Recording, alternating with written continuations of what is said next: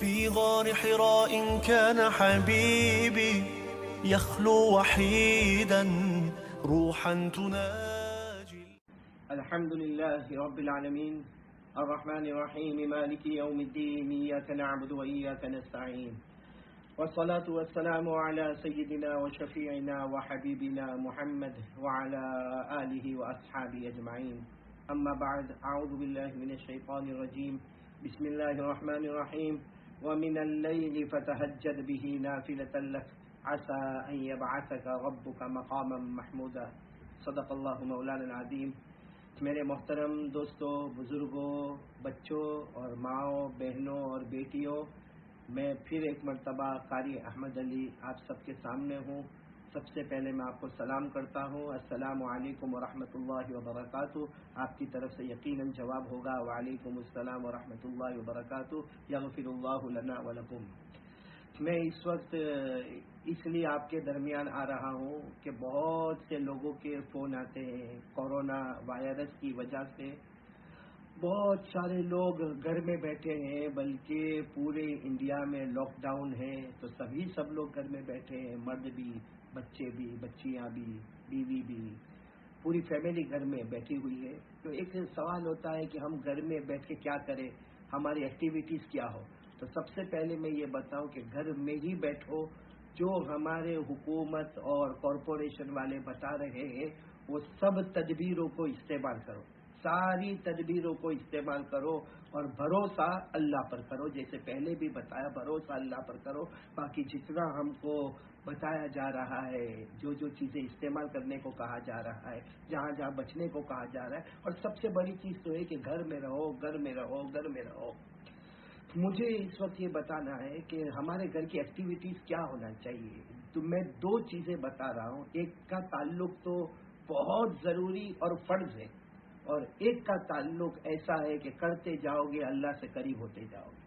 ایک تو یہ کہ ہم یہ سوچیں کہ ہماری زندگی میں نمازیں کتنی قضا ہوئی، ہماری زندگی میں نمازیں کتنی قضا ہوئی. میری فجر کتنی گئی، ظہر، عصر، مغرب، عشاء، میری یہ پانچوں نمازیں کتنی قضا ہوئی ہے. بالغ ہونے کے بعد سے یہ نماز فرض ہو جاتی ہے، پانچوں نمازیں فرض ہو جاتی ہے. تو کتنی نمازیں میری قضا ہوئی ہے. تو ابھی بہت وقت ہے، ہم گھر میں بیٹھے ہیں، کیوں موبائل پر بزی ہونا، کیوں ادھر ادھر کی باتیں کرنا، کیوں غیبت کرنا. ہم سب مل کر یہ طے کریں کہ جتنی میری فجر قضا ہوئی ہے اب میں اس کو ادا کروں گا، ظہر ادا کروں گا، عصر ادا کروں گا، مغرب ادا کروں گا، عشاء ادا کروں گا. میری ماؤں، بہنوں، بیٹیوں اور میرے پیارے بھائیوں، آپ کو شاید معلوم نہیں ہوگا کہ قرآن پاک میں اشارتاً، دلالتاً، صراحتاً اللہ تبارک و تعالیٰ نے 500 مرتبہ نماز کا حکم دیا ہے. اور ہمارے آقا تاجدار مدینہ محمد رسول اللہ صلی اللہ علیہ وسلم پر 7,000 مرتبہ 7,000 ٹائمز ہمارے آقا صلی اللہ علیہ وسلم نے ہم کو کہا نماز پڑھو، نماز پڑھو، نماز پڑھو. تو جو ہماری نمازیں قضا ہوئی ہے، اللہ نے بہت فرصت کا وقت دیا ہے، بہت اچھا وقت دیا ہے. اللہ نے بہت ہم کو کاموں سے روک کر گھر میں بٹھایا ہے. تو یہ بھلے مجبوری ہے اور ضروری بھی ہے گھر میں بیٹھنا، لیکن ہم اپنی جتنی نمازیں قضا ہوئی ہے اس کو ادا کریں، ورنہ ایک ایک نماز کا حساب قیامت میں دینا بہت مشکل ہو جائے گا.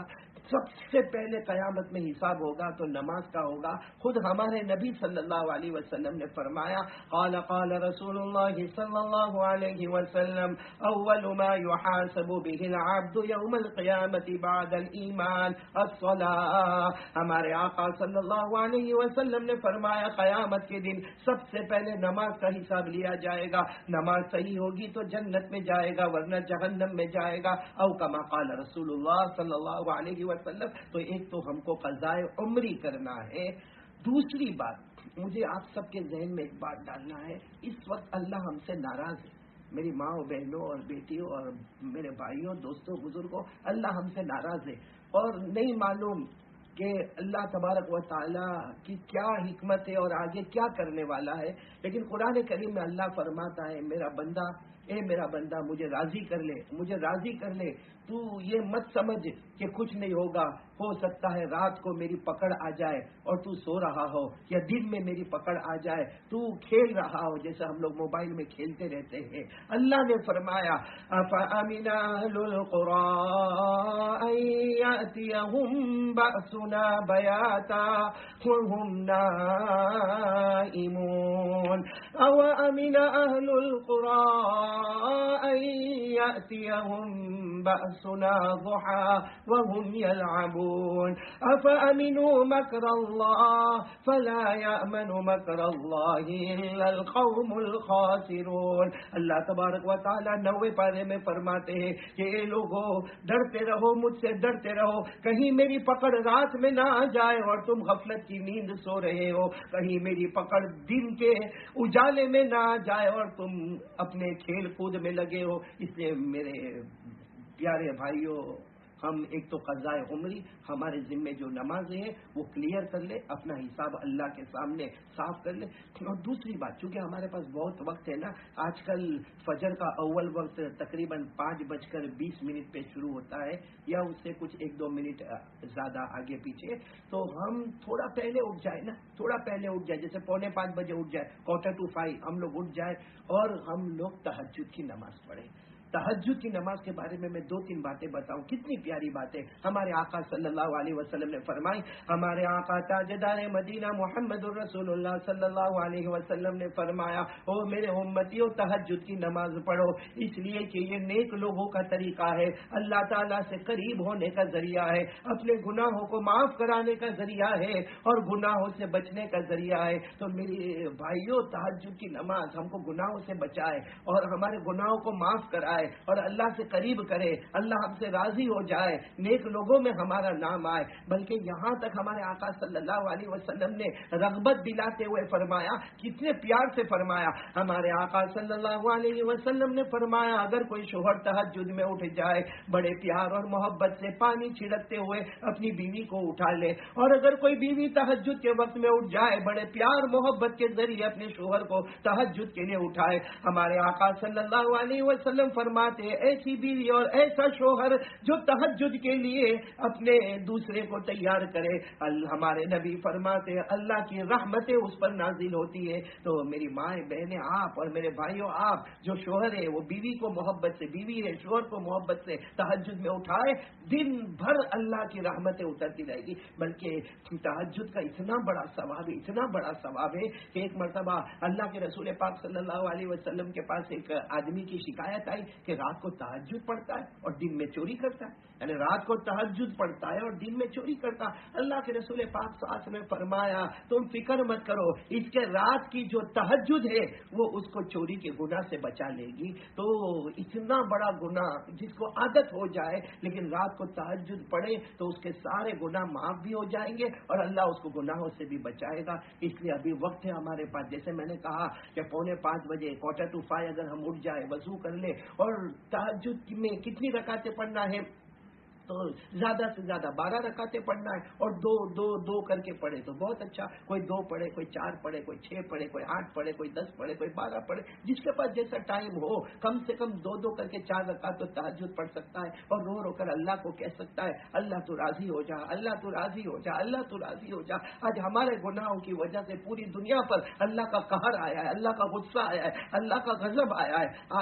آج عمرہ کرنا بند ہو گیا، حج کرنا معلوم نہیں کیا ہوگا۔ آج کعبے کے پاس جگہ خالی ہے، وہ کعبہ بھی پکار کر کہتا ہوگا کہاں گئے وہ طواف کرنے والے۔ ہمارے نبی صلی اللہ علیہ وسلم کا روضہ مبارکہ کے پاس بہت کم صلاۃ و سلام پڑھنے والے۔ یہ آج حالات ہم پر آئے ہیں کہ ہمارا کعبہ، ہمارا روضہ مبارکہ ہم سے دور ہوتا جا رہا ہے۔ اس لیے یہ اللہ کا عذاب ہے، ہمیں بہت توبہ کرنا ہے، استغفار کرنا ہے، اپنی نماز کی قضاء عمری کرنا ہے، تہجد میں اٹھنا ہے۔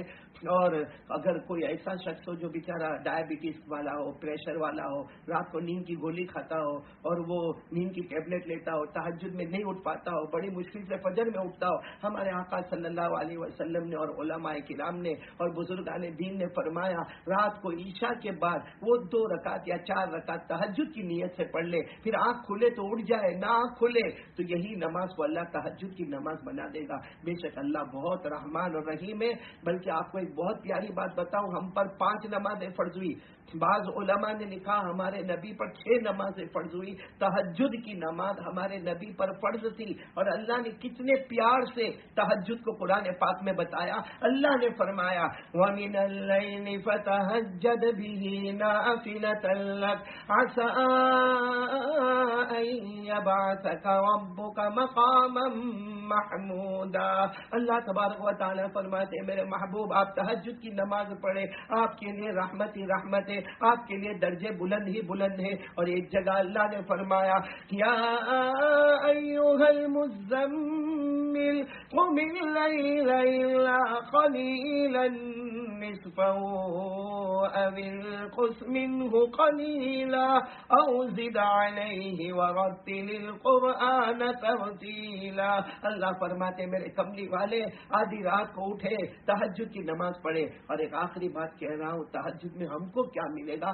اللہ فرماتے ہیں میرے وہ بندے اور بندیاں جو رات کے سناٹے میں اٹھے، وضو کرے، مصلی بچھائے، مسواک کرے، تہجد کی نماز پڑھے. اللہ فرماتا ہے اور تہجد کی نماز کے بعد روئے دھوئے. اللہ فرماتا ہے میرے بندے اور بندیوں میں نے ایک چیز چھپا کے رکھی ہے جو تمہیں قیامت کے دن دینے والا ہوں، اور وہ جنت ہے. اللہ تعالیٰ وہ جنت ہم کو نصیب فرمائے. اللہ نے 21ویں پارے میں کتنے پیار سے سارے بندے اور بندیوں کو فرمایا تتجافى جنوبهم عن المضاجع يدعون ربهم خوفا وطمعا ومما رزقناهم ينفقون فلا تعلم نفس ما أخفي لهم من قرة أعين جزاء بما كانوا يعملون. اللہ تبارک و تعالیٰ فرماتے بڑے پیارے بندے و بندیاں جو رات کو بستروں سے الگ ہو جائے، تہجد کی نماز میں مشغول ہو جائے، پھر اللہ تبارک و تعالیٰ کے سامنے روئے، جہنم کے ڈر سے روئے، جنت کو مانگنے کے لیے روئے. اللہ فرماتا میں نے ایسی چیز چھپا کر رکھی ہے جو تم سب کی آنکھوں کو ٹھنڈا کر دے گی قیامت کے دن. تو آن دا ڈے آف ججمنٹ اللہ ہم کو جنت دے گا، جنت کا فیصلہ کرے گا. تو آج میرا یہی پیغام ہے سب سے، قضاء عمری اور تہجد کی نماز کی پابندی کریں. انشاءاللہ ہمارے گناہ معاف ہوں گے، ہم اللہ کے قریب ہوں گے. اور جو کورونا وائرس ہے جو اللہ کی طرف سے آیا ہے، اللہ پر بھروسہ کرے. اور ہماری حکومت اور ہماری گورنمنٹ اور ہمارے لوگ جو بھی ہم کو کہے گھر میں رہو گھر میں رہو گھر میں رہو، کیونکہ ہم گھر میں رہیں گے، ہمیں یہ پروٹیکشن کرنا ضروری ہے. اللہ تعالی ہم سب کو عمل کی توفیق عطا فرمائے. اور ابھی جمعہ آنے والا ہے تو مسجدوں میں جمعہ کی نماز نہیں ہوگی کیونکہ مسجدیں بند ہے. تو اس کے لیے بہت ہی آسان مسئلہ ہے جو آپ کے اسکرین پر آئے گا تھوڑی دیر میں انشاءاللہ کہ جمعہ کو کس طریقے سے ہم کو ادا کرنا ہے، گھر میں ادا کرنا ہے. اور گھر میں رہنے کے لیے پھر میں کہوں گا اللہ تبارک و تعالی پوری دنیا کی اس مرض سے اور اس وبا سے حفاظت فرمائے. آمین یا رب العالمین. وآخر دعوانا ان الحمدللہ رب العالمین. میرے محترم دوستوں اور بزرگوں، بہت سارے لوگ سوال کر رہے ہیں جمعہ کے بارے میں کہ جمعہ کی نماز مسجدوں میں نہیں ہوگی.